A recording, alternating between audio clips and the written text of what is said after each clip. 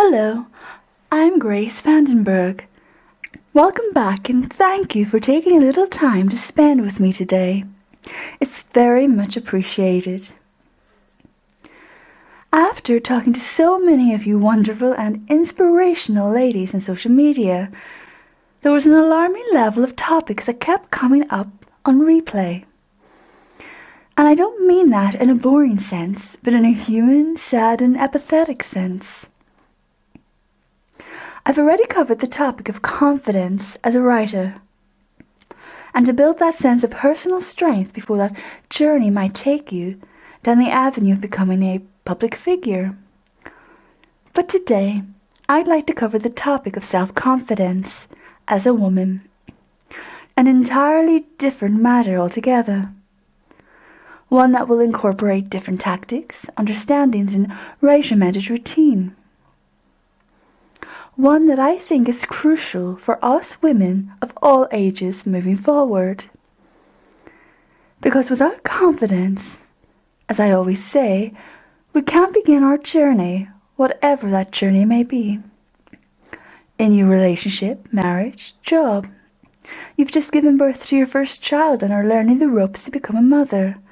Or divorce, redundancy, a new career, becoming a mature student. Whatever the case may be. There's so many new chapters in one's life, but before a new chapter can commence, one must be completed, and that door closed. So let's get started. We all have the desire to attain confidence. It's a human energy and fuel that keeps us sustained and builds momentum. Have you ever found yourself stuck in a rut? Me too. It's not nice, is it? When you're in it, it's harder to shake it. Which leads to the question, how do we acquire confidence? I desire that get up and go more than anything, but where do I begin? Beginning anything is always the toughest place to start, but it can be achieved. The topic of self-confidence alone is something so crucial, I felt it was deserving of its own conversation, opposed to a list of bullet points. Self-confidence is the basis, the foundation that everything else is built upon. It's no small thing. Its power knows no bounds. I think that's why so many of us struggle with manifesting its presence. Because when you break it down to its bare bones, all self-confidence is a belief. A belief in oneself. I also believe that the reason so many of us, as I have, struggle taking on the philosophy is because we've been around a negative atmosphere. Be it society, one's culture, town, country, school environment, and or even the workplace. I was severely bullied as a child. I came from a very abusive family and abusive culture. For me, self-confidence was the most difficult thing I could steal back for myself. Why? Because my entire sense of self-worth was eroded and stolen from me, from the people undeserving. That's when I personally developed this sense of value I applied to my life today. People, possessions, environments, duties, everything. By me claiming that a person is invaluable to me in my life and sphere doesn't mean they don't have value. It only means they have no place within my proximity, as I probably don't to theirs, and that's just fine. We as women place so much emphasis in taking care of others, our homes, futures, the bills, that we need to apply value to everything. In other words, prioritize. It's not disrespectful, in my view of anything. It's a necessity for our own sense of ability and functionality.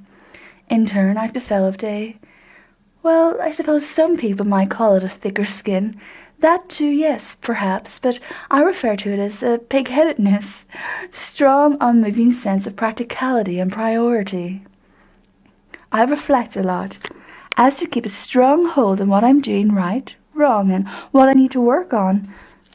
has served me well, and I encourage you to do the same, though what worked for me might not be what speaks to you. As in life, it's all only ever about trial and error. We each bring to the table our own set of modalities and precepts. Let's start where I always start, at the beginning. The word confidence, we all think we need it. And we do. Equally, we all think we know and understand its definition. But do we? Confidence, by definition, a Latin word like so many words we use, and it means trust. What do we do as women automatically? We look to others for love, and with love must come trust, or even the other way around, if you will. But we don't often realize we must search within, trust ourselves, our abilities, ideologies, and philosophies. All of the traits we bring to a sustained and successful relationship, friendship, or marriage. We must therefore apply each and every one of those attributes in ourselves. From the trust we give to ourselves, we'll birth a deep friendship with ourselves, and that will proliferate into a deep-rooted respect, all of which, in unison, like a marriage, will seed and conceive self-confidence. Let this be our prime example of how much of ourselves we give away to others, to those worthy and to those unworthy. Let this be our lesson today, right here and now, to realize we must always be number one. We need to stop giving so much away and keeping some back to nurture our existence, especially when we give away so much for free. But what we're giving away for free is our very nutrients of life. As with the building blocks of confidence, it's where everything begins, such as the boldness to try and dare. But more crucially, we need to take control of ourselves, our minds and environment. If we weren't raised by nurturing parents and blossomed, we can go through life all doom and gloom, being a product of our environment. If we were raised by nurturing parents, being praised and acknowledged for every accolade you accomplished, but equally held to task when you've done something inappropriate. There is no doubt what we experience as a child will automatically have an effect and leave its marks in the fibres of our very being and how we view the world and others around us. But there comes a time when we are all growing up and we must take stock. We must desire something better. Look inward and see what is broken and attempt to fix it. It can be done, but again, it must and can only ever start with you. It begins with the birthing of the desire, the need proliferate, and the seeking out to acquire. There are always reasons why someone are late bloomers. There's never a reason to never bloom. Hence the saying, better late than never. No true words exist. We all face challenges. We've all been called names, lied about, accused of something not factual. It takes its toll, yes, it can, I get that. I know, I've been there. Now on the other side, we have to see life in the way it's meant, not the way emotions can cast shadows and emotions play into those shadows. We can even play unconscious mind games with ourselves. We get knocked down, cry, scrape our knees, feel the pain. That's when you need to reach the turning point. I acquired my sense and success in attaining my own self-confidence by identifying firstly why I lacked my belief, what was wrong with those reasons and who caused me such injury, and in so doing identified that I had been brainwashed, uploaded with corrupt data. I was implanted with false information. The reasons pertaining to how and why are so complicated and deserving of a separate conversation. But this is when I took control. I identified the problem and how it came about. Therefore, I decoded myself. and deleted all the files and useless information and started educating myself with facts, provable facts, no opinions, not other people's perspectives and perspectives, but cold, hard, unbeatable facts. Equally, that came with the realization of what I can control and what I cannot control. I tried to control everything about my life when I was going through this transition. I literally obsessed over it. Why? Because I started to feel liberated, invigorated, and it was a natural drug, a natural high. As a woman in my 30s, I started to feel healed, cured. The impact of that resolve felt so incredible, it was indescribable to me and unfathomable that I could actually get to that place in time. Example. Say you have a broken leg. You identify what the injury is. Therefore, via common sense, realize you need medical attention. But we don't seek medical attention. Instead, we sit down and hope for the best. Would you disrespect yourself and your body in such a way? Unlikely. The lack of self-confidence is literally that by definition. We lack self-confidence. We've identified what the problem is. We therefore seek within to realize why this has occurred. Who has caused this? What has caused this? If not a person, an inbuilt sense of insecurity. Once identified, you need to seek action, not sit down and hope for the best without challenging yourself to change and ratify the lacking. Techniques. As an author, I know the impact of written word. When we think things without direction, but those same thoughts are played on constant replay, sometimes driving us out of our minds, it might feel. Instead, we take a journal, whether handwritten or password-protected file on your computer, and you get those words out into the stratosphere. It emotionally releases burden, the heavy weight of carrying that cross. Everything that upsets you, go to a quiet, safe place and speak aloud one last time. Say the things you want to the people who've harmed you. You're in that safe space. Get it off your chest. Hear your words resound. Then let it go. Once you leave that room and close the door, leave it there. Don't take it with you. It's garbage and the bin men have just come to collect. Now it's time to replace those words, thoughts, ideologies, and philosophies, and build on them. Read positive books, self-help books, spiritual books.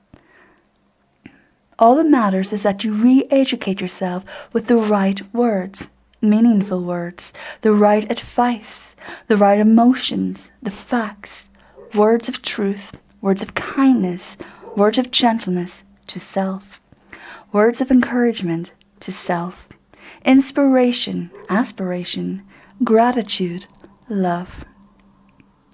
What you're doing here is hardwiring your new self. Words are what got you here in the first place. Your words are the most important that you will ever hear.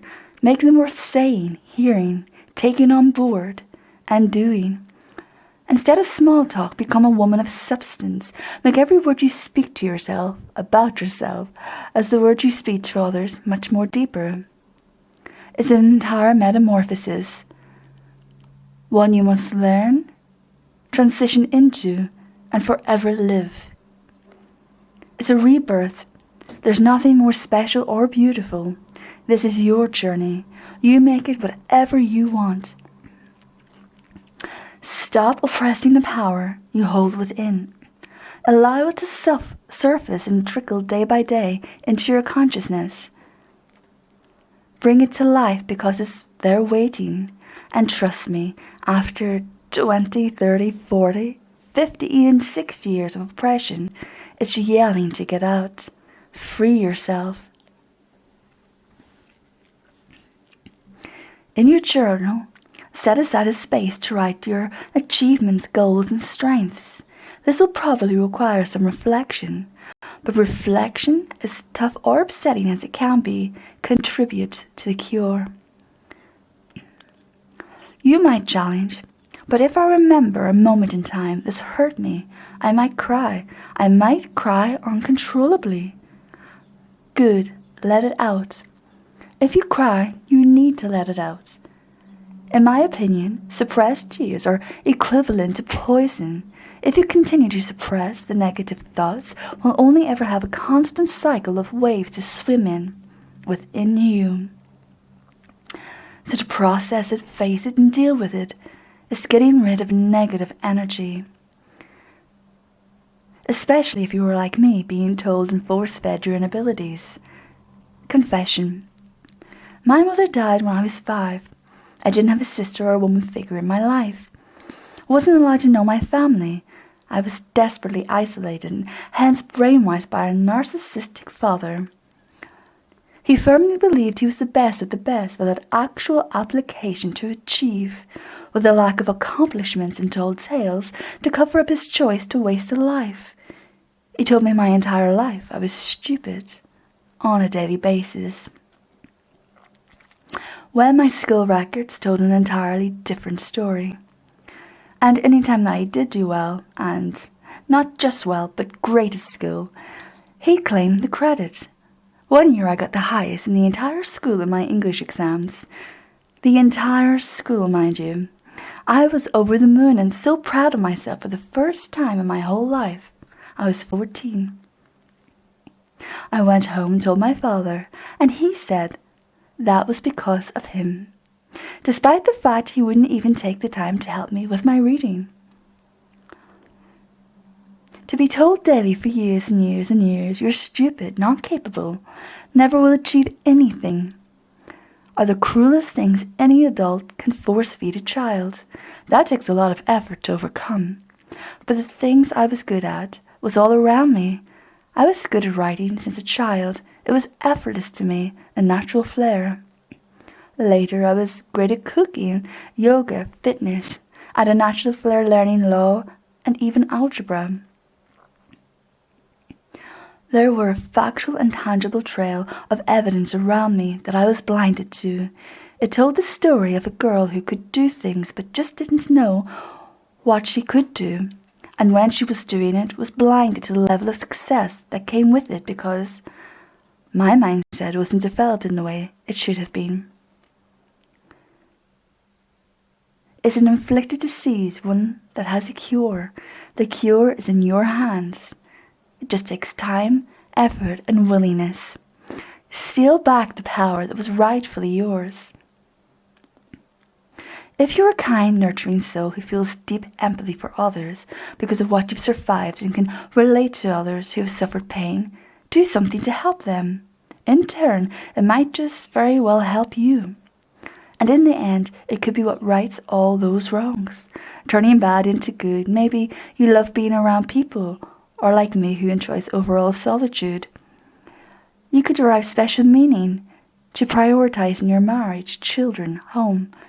Maybe you want to do a degree or a new course that will help you get to a higher stage in your career, or starting your dream business, becoming a public figure in some capacity because you enjoy being around people.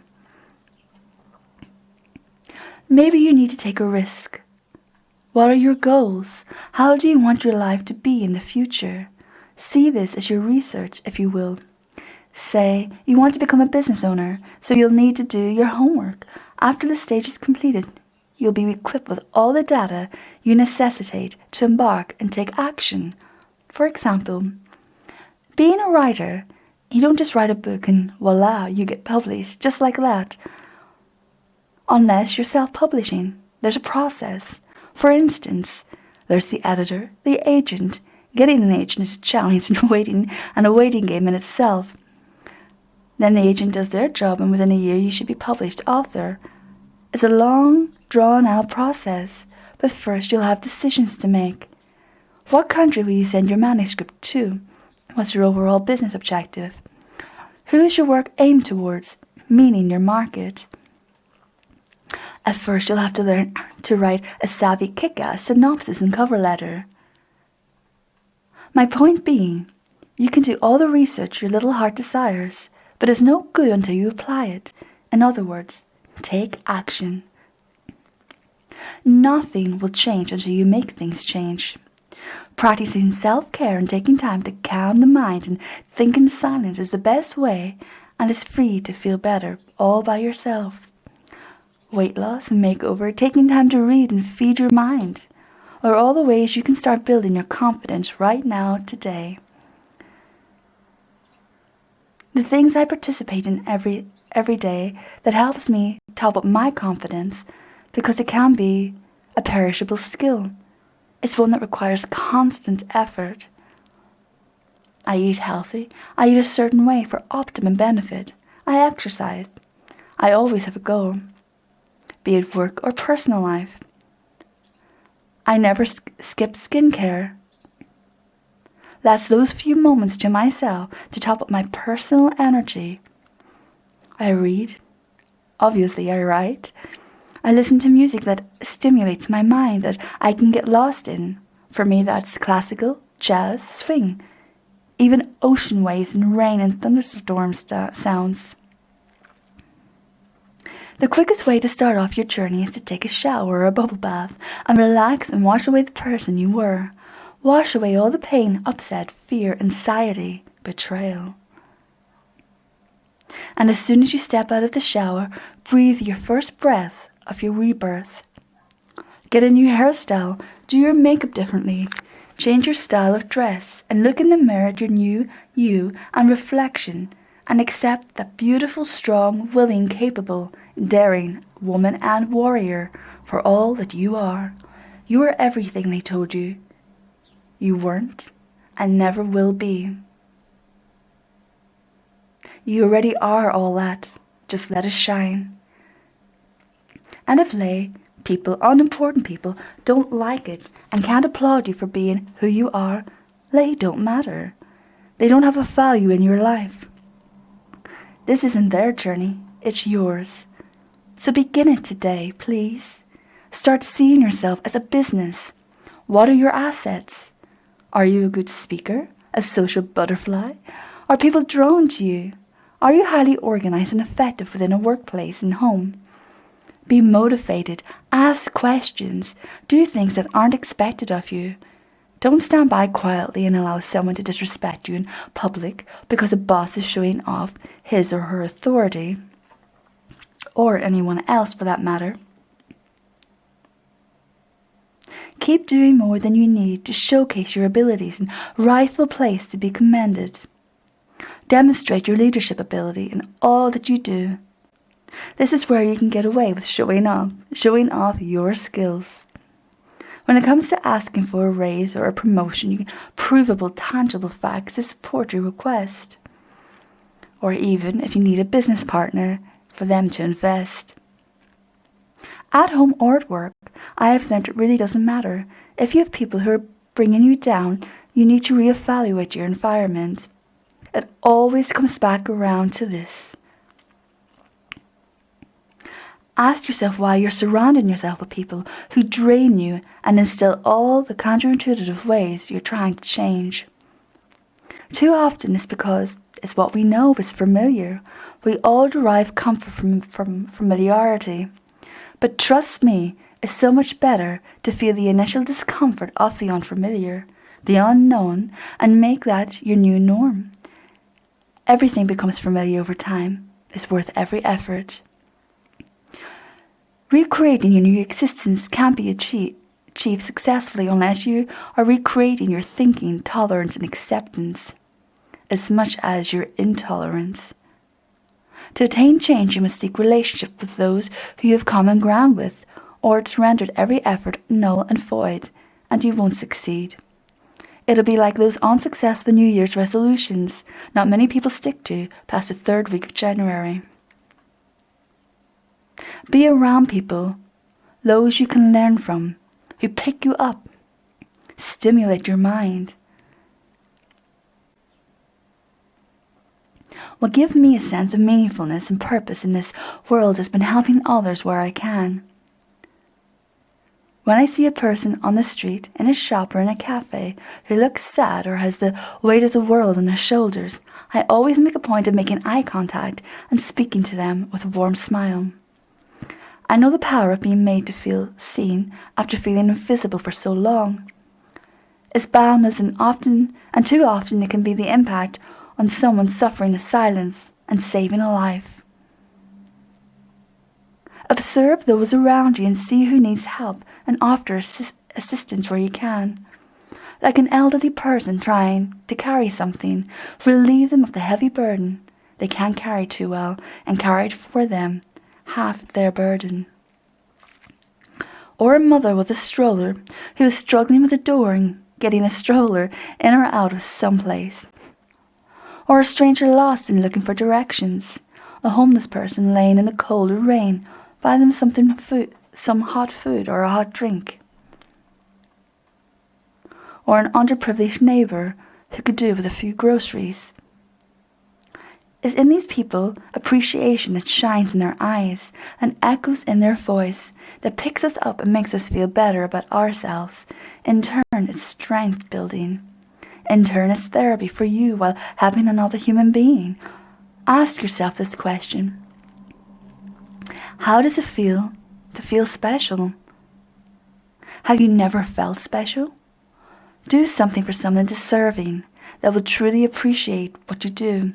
Someone who is worthy and is not that one moment of human interaction, that expansion of your heart and love for another person. You both are sharing the meaningfulness and the definition of specialness. That makes you a beautiful soul. I have found them to be highly effective and the most comforting way of healing ourselves. From my heart to yours, I humbly, truly, and honestly hope this helps, even just a little bit.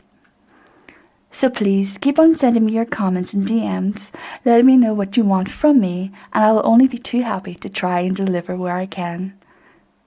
Until next time, I bid you a nurturing self-reflection on your quest for answers, progression, and change. I'm Grace XXX.